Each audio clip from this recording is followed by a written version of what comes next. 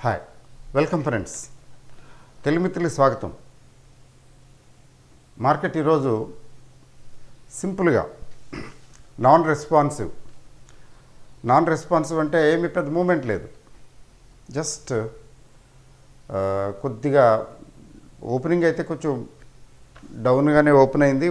కొంచెం డౌన్గా ఓపెన్ అయ్యి ఒక 80 పాయింట్ల దాకా చూపించింది డౌను. తర్వాత మళ్ళీ రికవర్ అయింది. మళ్ళీ అట్లానే ఫైనల్గా 38 పాయింట్స్ డౌన్లో క్లోజ్ అయింది. వర్చువల్గా నాన్ ఈవెంట్ డే అంటే ఈరోజు ఏం లేదు, జస్ట్ అడ్జస్ట్మెంట్స్ అంతే. అయితే నిఫ్టీ 50లో అలజడి లేదు. కానీ అంటే నిఫ్టీ 50లో అలజడి లేదంటే రిలయన్స్ పెరిగింది కొంచెం 1% అట్లా. రిలయన్స్ బుల్లిష్గానే ఉంది. అదర్వైజ్ పెద్ద ఏమీ నిఫ్టీ 50 స్టాక్స్లో అలజడి లేదు. కానీ అడ్వాన్స్ డిక్లైన్ రేషియో బాగానే ఉంది, positive. What is not positive is VIX volatility index మాత్రం ఒక 6% దాకా పెరిగింది. సో దిస్ విక్స్ 6% దాకా పెరిగింది, అప్.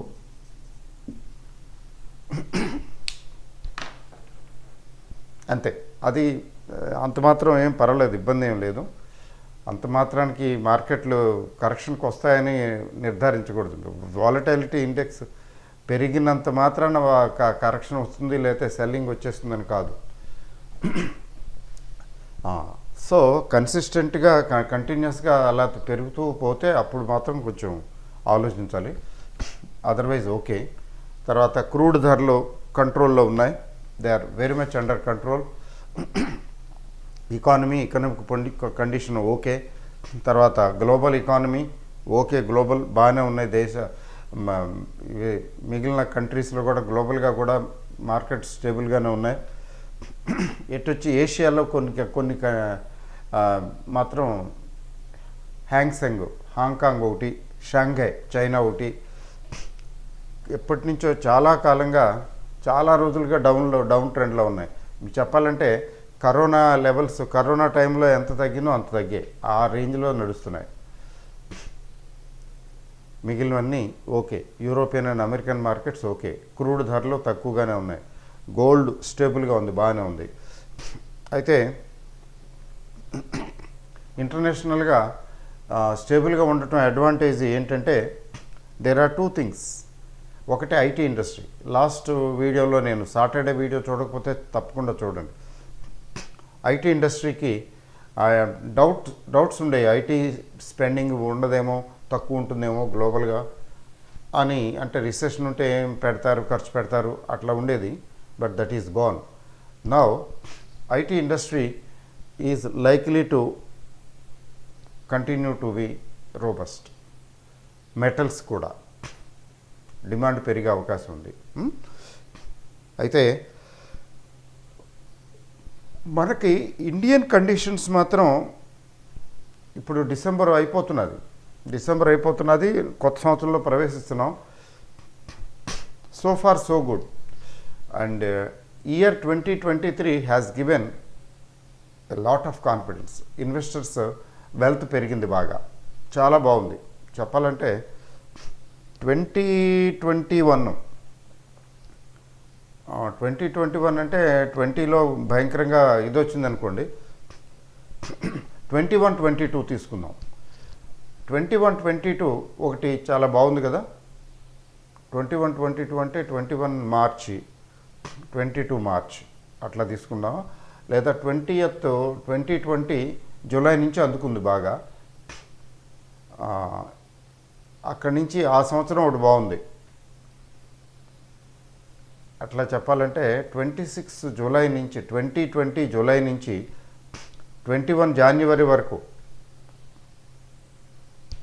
చాలా బాగుంది. ఆ తర్వాత కూడా పర్వాలేదు. 22లో కొంత టైము కొంచెం డల్గా ఉంది. మళ్ళీ 23 మళ్ళీ అందుకుంది. అంటే ఏంటి, బుల్ రన్ కంటిన్యూ అవుతున్నది.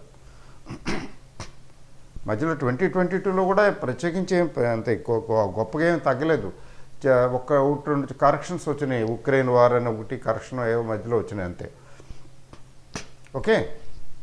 సో నెక్స్ట్ ఏంటంటే 23 యాజ్ ఎ హోల్ ఇంకా ఎంత ఉంది? 10 రోజులు ఉందా? 10 రోజులు ఎక్కడుంది? 10 రోజులు ఉంది. 10 రోజులు ఎన్ని సెషన్స్? మధ్యలో క్రిస్మస్ సెలవు ఎలా ఉంది? మండే అనుకుంటాను. క్రిస్మస్కి మార్కెట్లు ఉండవు. ఒకటి పోతే ఇంకేముంది?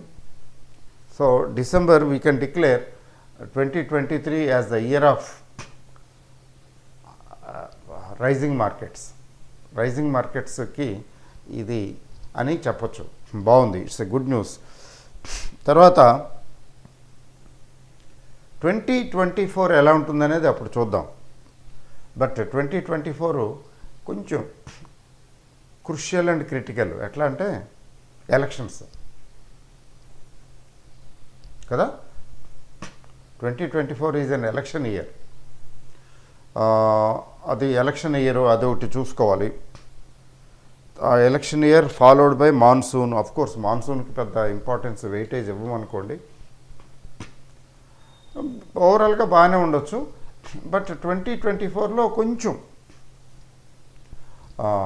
ప్రాఫిట్ బుకింగ్ రావచ్చు.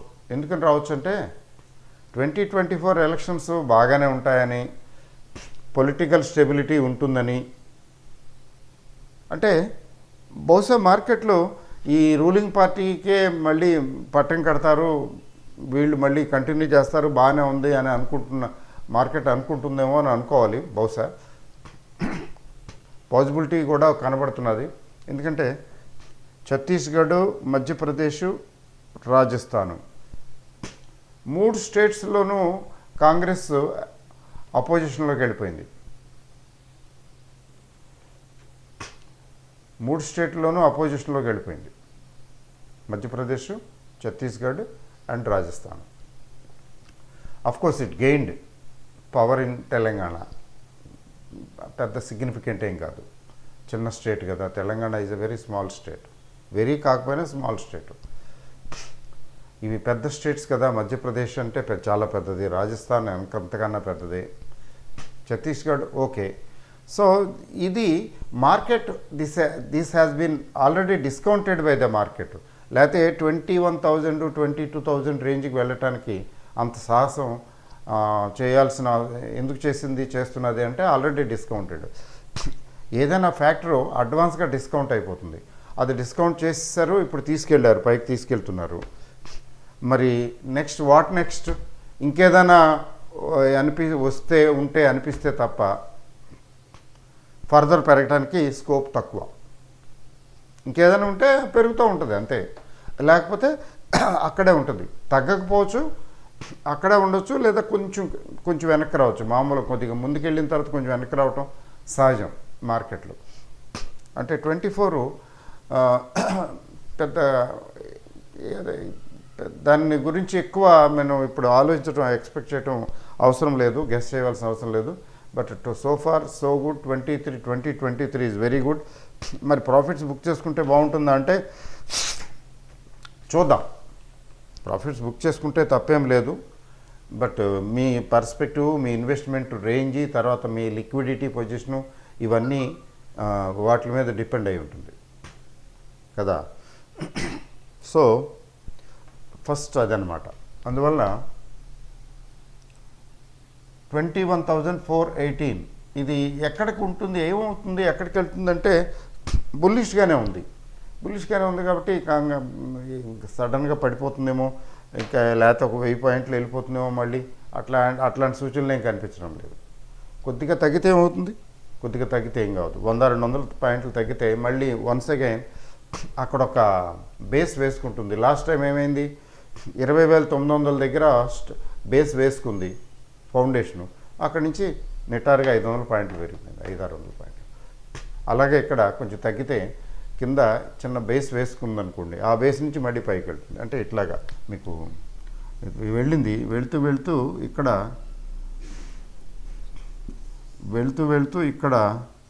900 దగ్గర 21,100కి వెళ్ళింది కదా.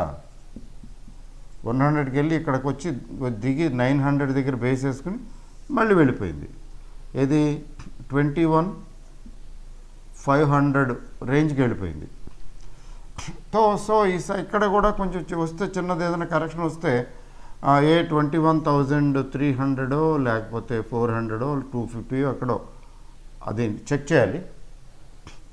ఎందుకంటే ఇది ఆల్ టైమ్ హైలో ఉంది కదా, చెక్ చేయడానికి టెక్నికల్గా చెక్ చేయడానికి ప్రీవియస్ హైలు లోలు చెక్ చేయడానికి ఏం లేదు, పైనే ఉంది ఆకాశం మీద. సో ఇక్కడెక్కడైనా బేస్ చేసుకుంటే మళ్ళీ వెళుతుంది కదా, ఇక్కడ బేస్ వేసుకుంది, ఇక్కడ బేస్ వేసుకుంటే మళ్ళీ వెళ్తుంది. అలా వెళితే ఏముంది 22,000 రేంజ్కి అవలేలుగా చేరిపోతుంది. అయితే 22,000 లెవెల్ ఒక హర్డిల్ పాయింట్ అని అర్థం చేసుకోవాలి. హర్డిల్ పాయింట్ అంటే కొంచెం అక్కడ హర్డిల్స్ అవరోధాలు కలగొచ్చు. అందుకని అక్కడ ఆ రేంజ్లో కొంచెం జాగ్రత్తగా ఉండాలి. కొంచెం షార్ట్ టర్మ్ పర్స్పెక్టివ్ ఉన్న వాళ్ళైతే కొంచెం ప్రాఫిట్స్ కూడా బుక్ చేసుకోవాలి. లాంగ్ టర్మ్ పర్స్పెక్టివ్ ఉన్నా కొంచెం ఇన్వెస్ట్మెంట్ ఎక్కువ ఉండి లేదా లిక్విడిటీ కొద్దిగా తక్కువగా ఉంటే అక్కడ కొంచెం పార్షియల్గా ప్రాఫిట్ బుక్ చేసుకుంటే ఏంటంటే జేబులకు డబ్బులు వస్తాయి, ప్రాఫిటే కాదు డబ్బులు వస్తాయి అంతేగాని ఇక మొత్తం అమ్మేసి కూర్చుని మళ్ళీ 2,200కి వెళ్తే మొత్తం ఎప్పదీసేసి మొత్తం తీసి పారేస్తాను, అమ్మి పారేస్తాను, ఎప్పుడో తర్వాత తగ్గకపోతే తగ్గినప్పుడు మళ్ళీ తిరిగి కొనుక్కుంటాను అనే ఆలోచన, అంటే ఇట్లా చేసేవాళ్ళు అట్లాంటి ఆలోచనలు ఇప్పుడున్న మార్కెట్ కండిషన్స్కి సూట్ అవ్వవు. Bear market, bull market, mixed markets ఉన్నప్పుడు, అన్సర్టనిటీ ఉన్నప్పుడు, రేంజ్ బౌండ్ అయ్యి ఎక్కువగా ఉన్నప్పుడు అట్లాంటప్పుడు ఇట్లాంటి ఐడియాలు బాగానే ఉంటాయి. కానీ ఇది బుల్ రన్లో ఉన్నాం కాబట్టి అలాంటి ఐడియాలు అంతగా రుచించవు. So we have to respect the trend is bullish. తర్వాత ముఖ్య విషయం ఏంటంటే స్టాక్స్ ఆన్ రాడార్లో ఒకటి వేదాంత.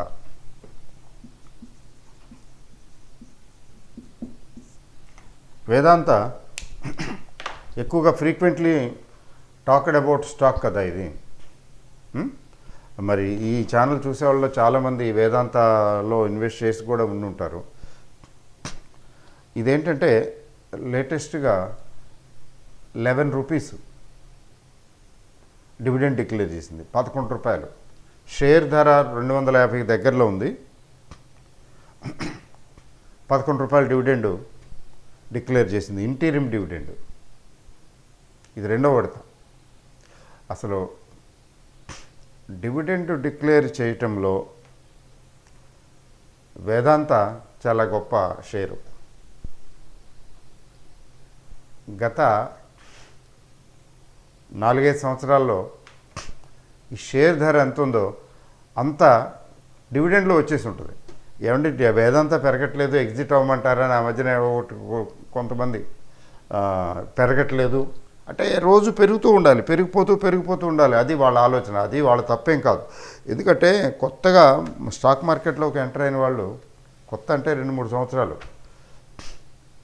2-3 సంవత్సరాల వాళ్ళు కూడా కొత్త వాళ్ళ కింద లెక్క. వాళ్ళకి ఏంటంటే షేర్ అంటే పెరుగుతూ ఉంటుందని లేదా తగ్గుతూ ఉంటుంది ఏదో అయిపోవాలని. షేర్లు పెరక్క తగ్గక అక్కడే చాలా కాలం ఉండిపోవచ్చు.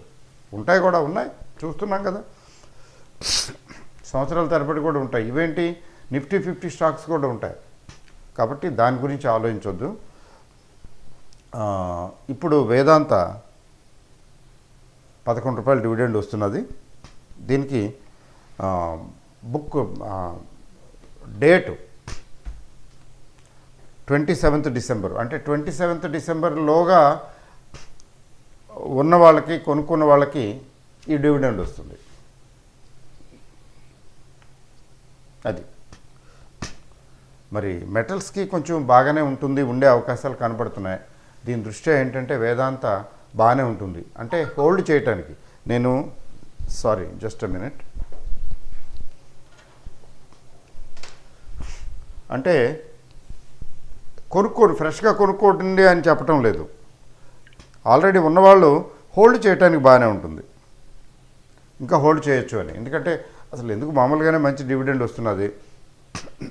ఆ మధ్యన ఏంటంటే వేదాంత రిసోర్సెస్ లిమిటెడ్ దీని హోల్డింగ్ కంపెనీ కదా, ఈ డెట్ బోల్డ్ అంత ఉంది, అది అంతా క్లియర్ చేయలేదేమో, కొంచెం డిఫాల్ట్ అవుతుందేమో అని చెప్పి రేటింగ్ తగ్గించారు. దాంతో ఇది డౌన్ అయింది. దీంతోపాటు దీని సబ్సిడరీ హిందుస్థాన్ జింక్ కూడా డౌన్ అయింది. అదర్వైజ్ అంత దాని గురించి డౌన్ టైపు ఏం కాదు. మెటల్స్లో మీకు ఫెర్రస్ నాన్ ఫెర్రస్ అసలు లేనిది లేదు. అల్యూమినియం దగ్గర నుంచి, జింక్ దగ్గర నుంచి, కాపర్ దగ్గర నుంచి, ఐరన్ దగ్గర నుంచి అన్నిట్లోనూ ఉంది. అన్నిట్లోనూ ఉంది వేదాంత. అది dividend, high dividend paying company ఇది, దాని స్టోరీ అది. నెక్స్ట్ ఇంకోటి ఏంటంటే మీరు అబ్జర్వ్ చేయవలసింది rallies India. Rallies India watch చేస్తూ ఉండండి. తగ్గితే లేదా తగ్గుతుంటే అక్కడ చూడండి, దాని ఫండమెంటల్ స్టడీ చేయండి. అది ర్యాలీస్ ఇండియా ఒకటి. ఇది పెస్టిసైడ్స్ అవి వగేరా సీడ్స్, పెస్టిసైడ్స్ అవి ఒక కంపెనీ ఇది, అంటే కెమికల్. తర్వాత మనం ఎక్కువగా డిస్కస్ చేసుకునే కంపెనీలు ఆల్రెడీ ఇంతకుముందు చేస్తున్నాం కూడా. హిందుస్థాన్ కాపర్ ఇవాళ 52 వీక్ హైక్ వచ్చిందండి. ఐఆర్సిటీసీకి వెళ్దామా? ఐఆర్సిటీసీ ఎందుకంటే ఎక్కువ వీటి గురించి చెప్పాల్సింది ఏం లేదు. ఈరోజు 52 వీక్ హైక్ వచ్చింది ఐఆర్సిటీసీ. 12.5% ఏమో పెరిగింది. 379 రూపీస్ దగ్గర ఉంది ఇప్పుడు. 379 52 week high.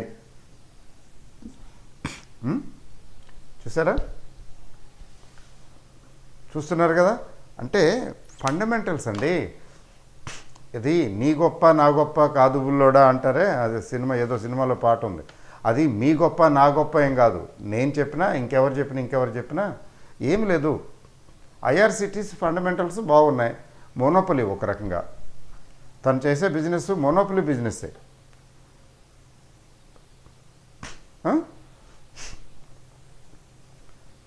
Slow and steady. ఆ మధ్యన చాలా రోజులు అలా ఉంది, అలాగే ఉంది. పెద్దగా ఇంకో పెరలేదు. కొద్ది పెరుగుతుంది. పెరుగుతూ స్పర్ట్ అవుతుంది. ఆ కొద్దిగా పెరుగుతూ ఉన్నప్పుడు అక్కడ నోటీస్ చేయాలి, ఆ వాచ్ చేయాలి, అర్థం చేసుకోవాలి. అర్థం చేసుకుంటే ఓకే, స్పర్ట్ అవ్వటానికి ముందే కొనుక్కుంటే అడ్వాంటేజ్. స్పర్ట్ అయిన తర్వాత కూడా కొనుక్కోవచ్చు. జాగ్రత్తగా వాచ్ చేసి చూసుకుని ఫండమెంటల్స్ అలా చేయాలి. ఫండమెంటల్స్ లేని కంపెనీలు కూడా స్పర్ట్ అవుతాయి ఒక్కోసారి, మళ్ళీ తుస్సుమని పడిపోతాయి. అట్లా కాదు, ఫండమెంటల్స్ ఉండి స్పర్ట్ అయితే ఆ తర్వాత కూడా బయింగ్ చేయొచ్చు. స్పర్ట్ అయ్యే ముందు ఐడెంటిఫై చేయటం తెలిస్తే, చేతనైతే ముందు కొనుక్కుంటే ఇంకా బాగుంటుంది. ఫర్ ఎగ్జాంపుల్ ఎల్ఐసి ఇచ్చింది అలాంటి ఇండికేషన్. చూడండి, 800 క్రాస్ అయిపోయింది. సో 800 దగ్గర ఆగదు, అది ఇంకా వెళ్ళొచ్చు. కానీ కొనుక్కునేటప్పుడు కొంచెం వెయిట్ చేయాలి. ఏ రేటు పడితే ఆ రేటు కొనేయకూడదు. చూడాలి, ఏమైనా కొంచెం కిందకు వస్తుందేమో, చిన్న కరెక్షన్స్, 1%, 2%, 3% అట్లా ఏమైనా కరెక్షన్ వస్తుందేమో చూసుకుని అట్లా ఎంటర్ అవ్వాలి. So LIC is moving, IRCTC is also moving up. మామూలుగానే పిఎస్యు అంటే బాగున్నాయి కదా, అది. సో 52 వీక్ హైకి ఈరోజు వచ్చిందండి. It may see many more highs also unless the market falls. Market పడిపోయింది అనుకోండి, అప్పుడు ఇది పోస్ట్పోన్ అవుతుంది, కొంచెం కిందకి వస్తుంది, మెల్లిమెల్లిగా తర్వాత ఎప్పుడో పైకి వెళ్తుంది. అలా రాలేదు, కరెక్షన్ మార్కెట్లో కరెక్షన్ రాకపోతే ఇది సజావుగా బాగానే ఉంటుంది. తర్వాత హిందుస్థాన్ కాపర్ 190, 200 దగ్గరకు వచ్చేసింది. ఇది 197. ఇంకేముందండి, 197 అంటే 200 కదా. ఇది కూడా 52 వీక్ అయ్యే. ఇంకేంటి ప్రాఫిట్? ఎవరో ఒకరిద్దరు నన్ను అడిగారు కూడా ఆ మధ్యన, ప్రాఫిట్ బుక్ చేసుకోమంటారా అని. మీ ఇష్టం, మీ పాకెట్ సైజుని బట్టి, లిక్విడిటీ ఇష్యూ ఉంటే కొంచెం ప్రాఫిట్ బుక్ చేసుకోవాలి. పర్లేదని అదే డబ్బులు ఉంటాయి, ఇది ఇప్పుడు అమ్మాల్సిన అవసరం లేదు, అమ్మకపోయినా ఏం కాదు, నాకు ఇబ్బంది ఏం లేదనుకుంటే ఉంచేది, అట్లా చూసుకోవాలి. Otherwise fundamentals are okay, things are going in right direction, కాబట్టి ఓకే. ఐఆర్సిటీసీ, హిందుస్థాన్ కాపర్ కూడా బాగానే ఉన్నాయి.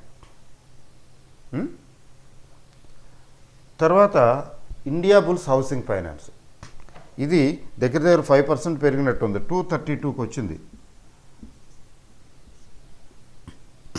దీన్ని వాచ్ చేయండి. ఎప్పుడో చెప్పాను చాలా కొద్ది రోజుల కిందట వీటి గురించి, ఇండియా బుల్స్ గ్రూపు షేర్ల గురించి. ఇండియా బుల్స్ హౌసింగ్ ఫైనాన్స్ ఒకటి, ఇండియా బుల్స్ రియల్ ఎస్టేట్స్ ఒకటి. ఎవరో మెసేజ్ కూడా పెట్టారు మా గ్రూప్లో, ఎంఎంబీసీ వారు, డాక్టర్ వారు. కొనుక్కున్నారేమో బహుశా. ఆ తర్వాత పెరిగింది, అది కొద్దిగా పెరిగినట్టుంది, పెట్టారు message. Okay, much stream is there, ఇంకా బోల్డ్ అంత ఉంది. The best is yet to come.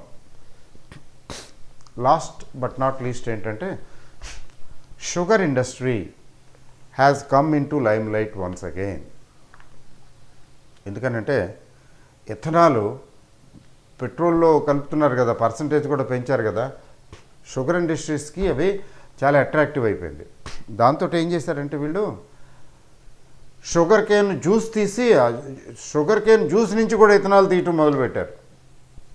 ఎందుకు మనకి ఈ జ్యూసులు ఎందుకు, ఈ షుగర్ కేను, షుగర్ పంచదార తయారు చేయడానికి ఉపయోగించడానికి బదులు ఇథనాల్ తయారు చేయడానికి షుగర్ కేన్ జ్యూస్ వాడటం, ఎందుకంటే అక్కడ అట్రాక్టివ్గా ఉందని. ఆ మధ్యన బ్యాన్ చేసింది గవర్నమెంట్ ఆఫ్ ఇండియా, బట్ ఆ బ్యాన్ లిఫ్ట్ కూడా చేసింది.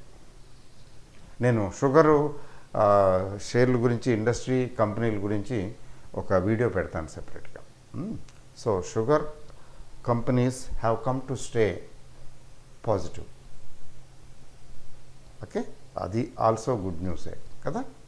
So we're all in good news. Good to see everything. Okay, all the best and good night. Thank you very, very much.